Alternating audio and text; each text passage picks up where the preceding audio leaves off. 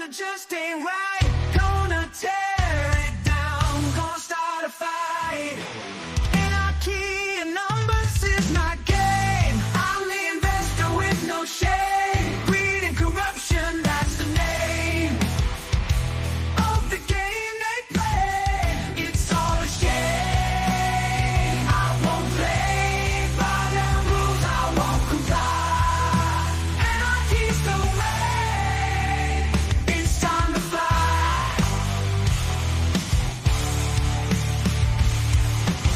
I burn down the walls and break the chains, shatter the illusions, expose their games. The stock market's a stage, I'll steal the show. My rebellious spirit, watch me grow. And here we go. Welcome. I am Matt. This is the Anarchist Investor live, coming at you every Monday through Friday at noon Eastern, talking about contrarian investment, markets, the economy, how to protect and grow your money and keep it safe from some dirty banksters that are trying to steal it. That being said, today's Tuesday, the day after Memorial Day. I did take the day off yesterday to rest and relax and get all ramped up for what was going on today. I actually wanted to go live yesterday despite that commitment to myself and my family, because what we're talking about today is exactly what was popping off yesterday as well. So really quickly, I'm going to pull the banner down. I'm going to put up what we had on the share screen, and that is silver, ladies and gentlemen. It is up over 5.5%. Now, this is a carried through rise that's happened throughout the entire weekend. So starting yesterday, or at least I believe Sunday night into Monday morning trade, the metals markets were open, and silver has been strong all weekend, and it continues into this morning. And in actuality, there's actually a lot of commodity trades that are being super strong this morning. And so I'm not going to really belabor the point today. We're going to walk through the markets really quickly. I don't really have a rant or anything.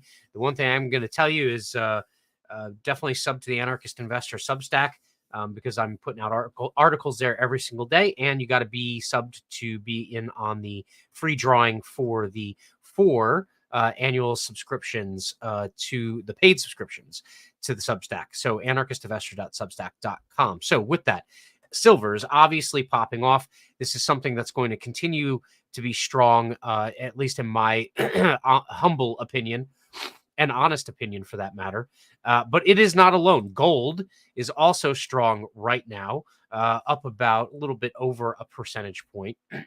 And because silver is outpacing gold, look at this gold to silver ratio, man. Starting back here, let's see, it started to really drop off May 27th. No, sorry. No, I have the wrong date on that one. No, that's correct. Yeah, because we're sitting here looking at a 15-minute chart. And in fact, if I go all the way back and I zoom out, it's been dropping for a lot longer than just a couple days. It started dropping really back in the very beginning of May. So essentially the beginning of the month, we rallied in through the end of April into the beginning of May. And then since then, just the gold to silver ratio has dropped off because silver is just wildly outperforming gold. And what's fantastic is they're both moving up. So there's been a lot of buying pressure for both, but the silver squeeze has been, it's been in full effect. We are coming down to, the ratio. It's more important that you're looking at the significant levels on gold and silver if you're watching the charts, but really the ratio is developed from the charts and from the prices of gold and silver.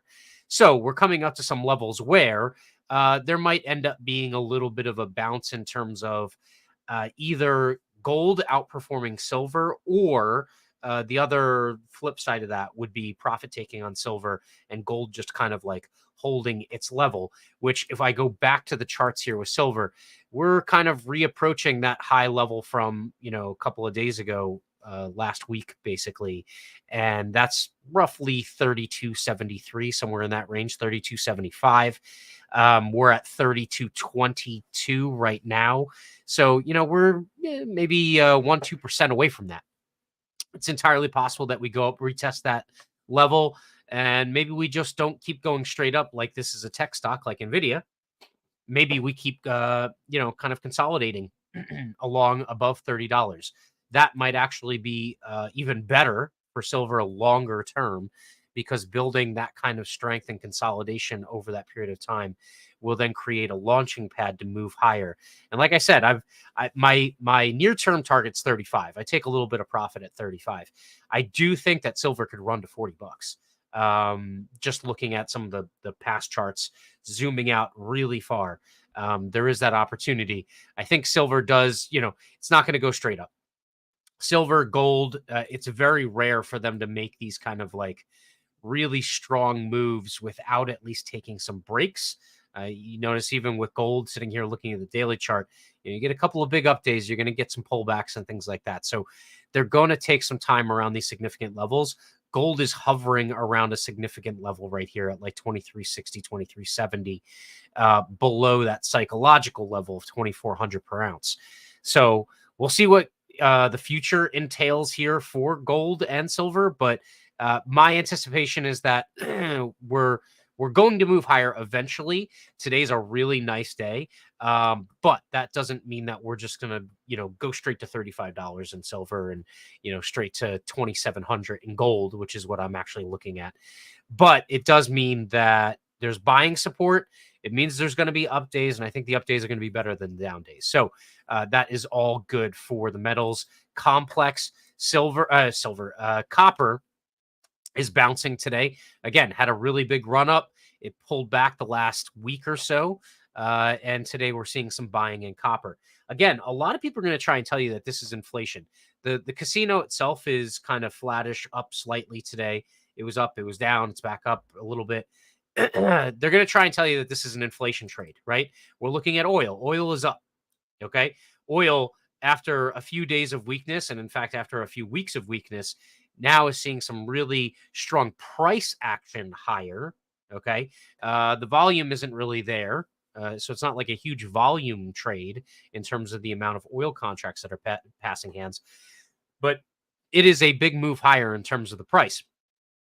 Crude oil, West Texas being up about over 2.5% today. A lot of people will try and tell you that this is the inflation trade reemerging. I don't believe so. We have an OPEC Plus now, I guess is what they're called. We have an OPEC Plus meeting coming up. They could continue to leave the supply constrained, or they could even constrain it even more. And that's really what's been supporting the price of oil, in addition to essentially the put that's in place because the White House drained the Strategic Petroleum Reserve, and they're going to have to replenish it. I believe they're doing some buying now. They're going to have to continue to be a buyer for some time into the future. That's going to put a floor on, under the price of oil and continue to maintain some support for oil prices here. And again, consumers have been battered because of the higher prices. They've been battered because of the economy that only really works for, the upper, I'd call it like 25% of earners, upper 30% of earners. And so, keeping a floor under oil and keeping it sturdy, I think actually does more to hurt consumers than anything else. And I think you're seeing that play out. The inflation narrative is also being floated out there because Friday we get more inflation numbers in the form of the PCE that will come out on Friday. And so everyone will then begin to react or overreact as far as where that number is, how it's been cooked up, and what prognosis that is for a Fed rate cut. Again, I'm holding my guns. I think the Federal Reserve is going to start, their meeting coming up in a little bit here. I actually think they're going to coordinate policy with Europe and the Eurozone. Eurozone is already committed to a rate cut in June. I would be highly surprised if the Federal Reserve doesn't cut in concert with Europe, or at the very least, it lets Europe lead a little bit, and then the Fed cuts rates moving forward, because there's so much internal rot within the economy, within the actual economy, not Wall Street. Wall Street isn't the actual economy. It's not the real economy. It's the fake paper economy that's based off of the casino and the bets that are placed. The real economy has a lot of rot in it. And I cannot see this progressing much further without the Federal Reserve figuring out that they have to step in. Something will go awry. It's coming, right? And it's just a matter of time. I can't tell you exactly what it's going to be, because it could be any one of a number of different things.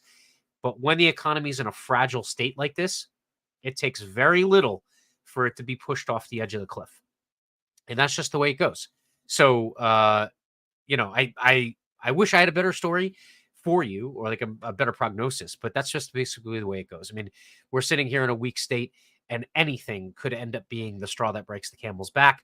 I've done prior episodes and prior articles on what those things could possibly be. We'll see moving forward here. Continued tensions, war, another bank blows up, a really big one this time. Who knows, right? Any one of these things could end up resulting in that. Or, I mean, say OPEC Plus just comes out and goes, yeah, we're dropping another, whatever, a couple 100,000 million barrels a day. Then all of a sudden, oil skyrockets. That will be literally the death of the consumer, at least here in the United States. There is some hopeful stuff that's coming out of China today. So, for instance, Apple saw an increase in iPhone sales in China. That's giving a little bit of hope for the recovery over in China. But if you follow anything that's happening over at Eurodollar University, Eurodollar has been talking a lot about the situation in China. I've talked a lot about the situation in China. It is not good. And they're continuing to have to supply all this stimulus and support and debt spending, and they're just not getting any GDP growth. They're not getting any economic growth. And, the growth that they do get is wildly disproportionate, which, by the way, is not an unfamiliar story. It's the same problem we have in the United States. Tons of debt spending, and yet, GDP and specifically just the actual growth we're getting, the real growth in the economy, it's not happening, which is also why, the lower half to lower 2/3 of income earners are just getting destroyed because the economy just isn't working for most people. And that's despite record levels of debt spending and deficit spending and support and stimulus and all this other stuff. So let's look really quickly at fixed income. Fixed income, high yield bonds are a little bit weak today. Again, like I said, the casino was kind of back and forth. It's a slow day today. The economic news, there's not really a ton. There's not really earnings to move anything today. So it's just kind of like jockeying for position for the week ahead. So you see high yield bonds are down slightly, but again, it's hovering just below that resistance level. We'll see whether or not this rolls over and the market rolls over with it, or whether or not it actually finds a base, kind of gravitates through this resistance line and moves higher, especially if the Federal Reserve decides that they want to start to ease monetary policy and prop things up here. The short end of the curve is getting a little bit of buying, meaning the 2-year U.S. Treasury is getting a little bit of buying. The rest of the curve, the long end, is still seeing selling. And so you're getting this dynamic where the long end of the curve, the rates are moving higher. Now, if that coincides with the short end of the curve just kind of staying still or dropping, we will eventually see this inversion between the 2-year and the 10-year yield de-invert, which goes back to a steepened yield curve, which is typically what happens in a healthy economy. But usually when that happens, the 6 to 18 months following the de-inversion is when you have the potential for the economy to go kaboom. And that's because every single day that the yield curve is inverted, there's damage being done in the financial markets.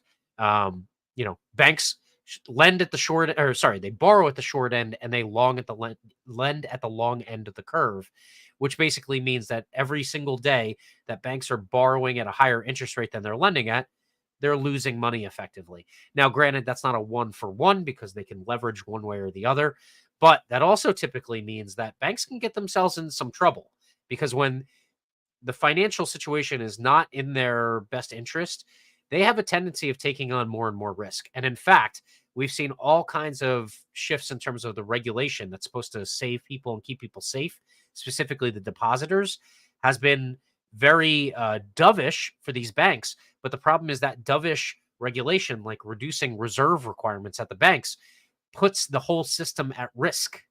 Okay, you have to remember that more dovish, regulation for these banks puts the system at risk because of the way that they're constructed.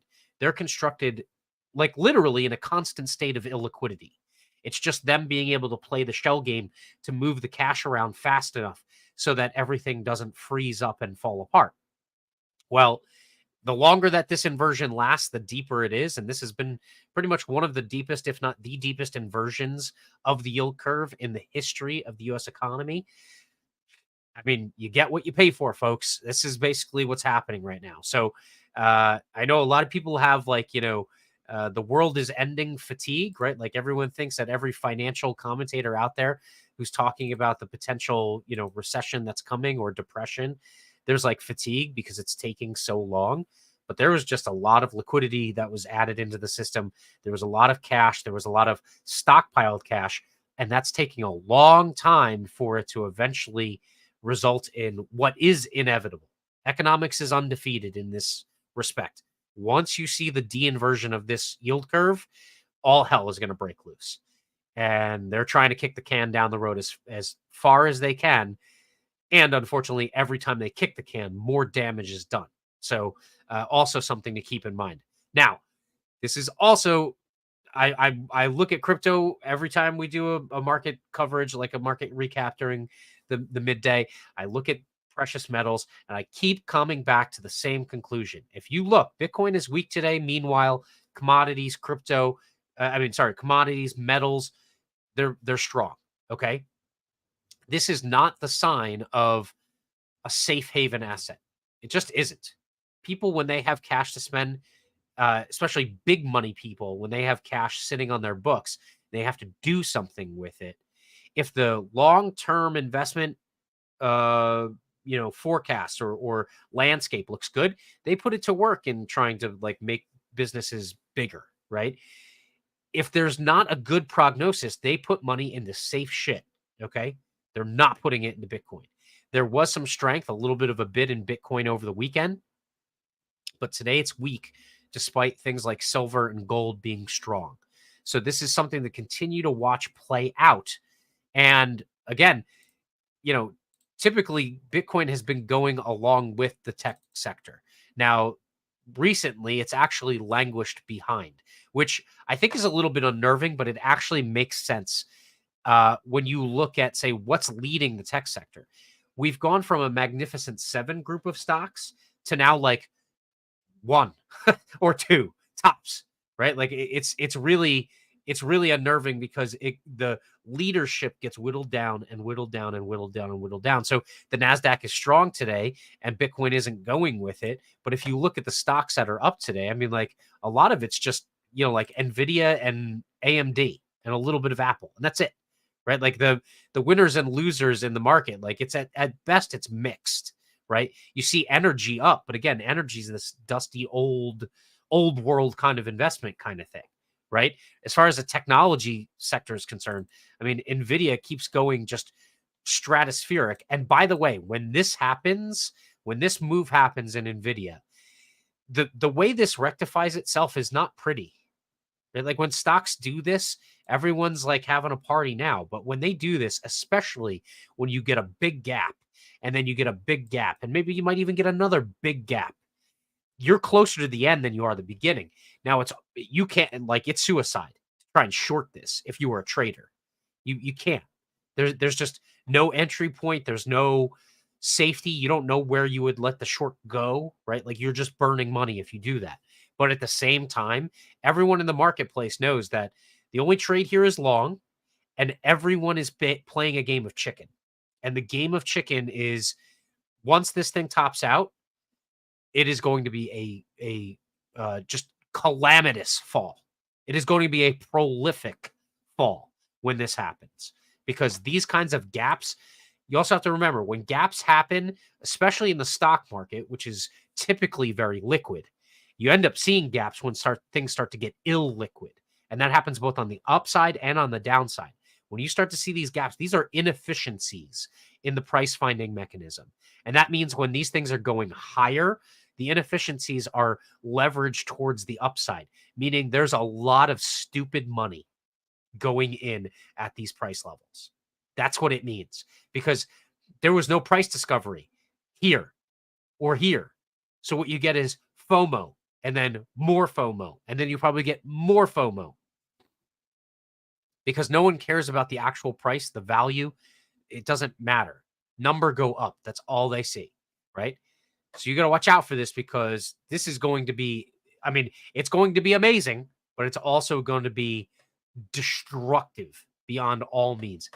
And like I said, normally Bitcoin goes with NASDAQ. It is parting ways the last couple of days, and actually maybe even the last couple of weeks.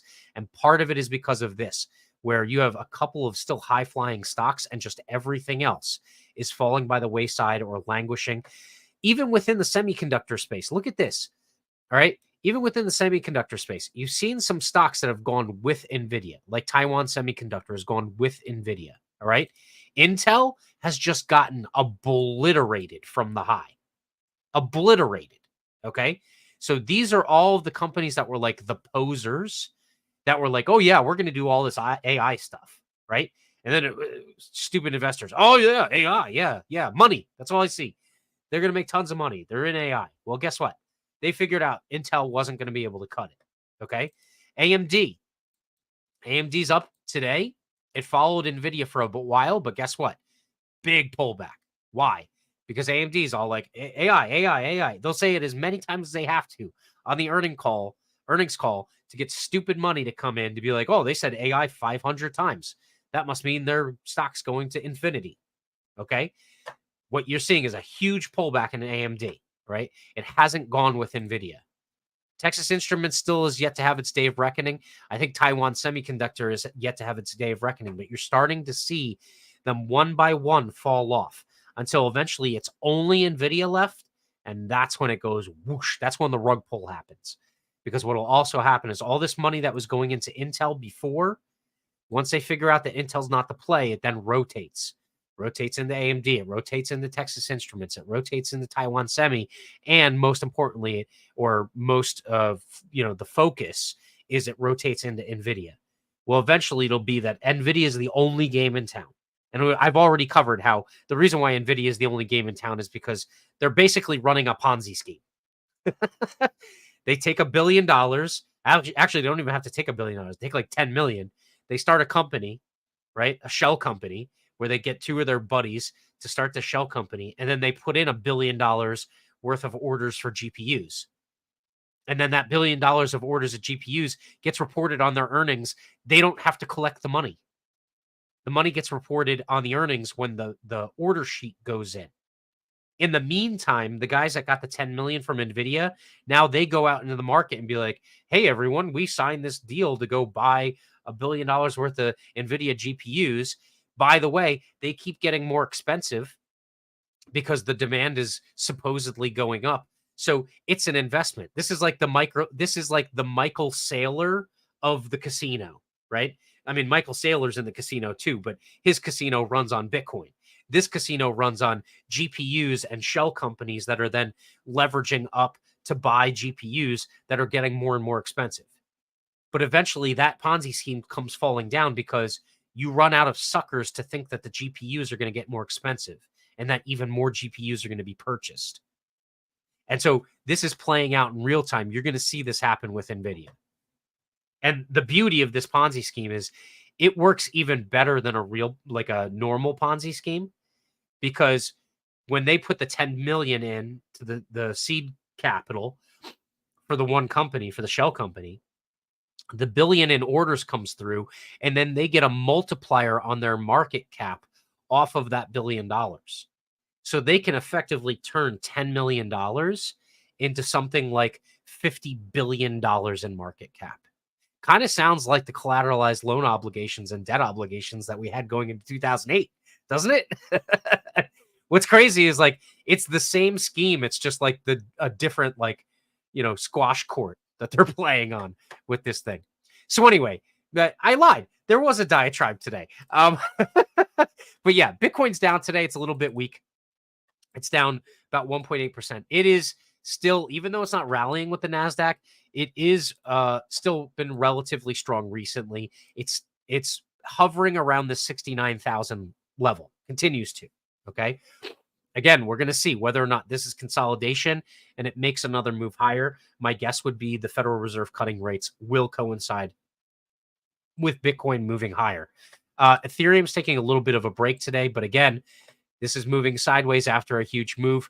This could just be consolidation waiting for that next leg higher because of the ETF news that's associated with Ethereum. Ethereum also had to make up some distance on Bitcoin because it had been underperforming. And so anyone who's like a Wall Streeter, part of the reason why Ethereum's been rallying so hard is because if you're a Wall Streeter, you have money in the Bitcoin ETF and you want to take profit, because of tax laws, you have to roll it into something similar if you don't want those short-term capital gains taxes to hit you, or long-term capital gains for that matter. So what you can do is you could sell out of the Bitcoin ETF and then buy into the Ethereum ETF, and that then ends up as a swap. And so the tax treatment is better that way. They don't have that available to them just yet. Once the Ethereum ETF does hit, you'll see some of that price action happening where they can then swap back and forth between those two ETFs, right? That's another reason why. And again, this has nothing to do with the underlying value of Bitcoin or Ethereum and what their use case is. It just has to do with the mechanics of the market and how money moves around, right? And when I say market, I mean the casino. Bitcoin Cash is weak today. I actually moved just a small bit of Bitcoin into Bitcoin Cash the end of last week just to hold some, to say I had it, because I was tired of being, in nothing but Bitcoin, gold, and silver. So picked up a little bit of Bitcoin Cash. And if you didn't catch it last week, actually the week before, I started an account with Kinesis Money, testing that out. I will be interviewing Aaron Day coming up here at the end of the week. And Aaron's also testing out Kinesis Money, which, if you're unfamiliar with it, it is essentially, the marriage of crypto and gold and silver. It's like tokenized gold and silver.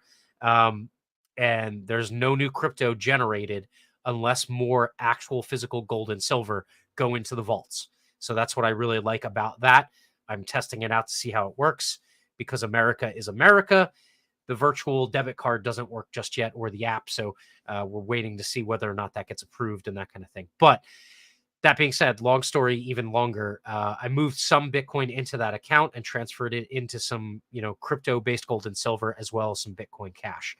But Bitcoin Cash is weak today. It had actually had a lot of bids recently, but the last couple of days it's been fairly weak. So continue to watch Bitcoin Cash. The whole crypto space is down today, and a lot of that has to do with Bitcoin. But that being said, it's actually the crypto market cap for the entire industry isn't down as much as Bitcoin is today. And part of that is because Ethereum isn't as weak. And there's also some other cryptos that are holding up better than Bitcoin is, just marginally though, not like, significant outperformance. So so something to keep an eye on. I'm going to continue watching that into especially the numbers later here in the week. So when we do get the PCE numbers on Friday, obviously I'll be here at noon in order to talk about it. We'll talk about inflation and what that means for the inflation picture, as well as what it means for potential Fed rate cut, as well as, just asset pricing in general, commodities, crypto, et cetera, et cetera, et cetera. So that's it. That's all I got. Short one today. A reminder, definitely throw me a sub, a like, an upvote. If you got anything from this, please help me out. And it will also help this message travel to as many people as possible so that they can get helped out by the information. And that's all I really got. Happy Tuesday. I will be back here tomorrow, Wednesday at noon Eastern, as usual. And I hope everyone has an absolutely fantastic afternoon. With that, love you. Appreciate you. Peace. Stuck in a system that just ain't right. Gonna tear it down. Gonna start a fight.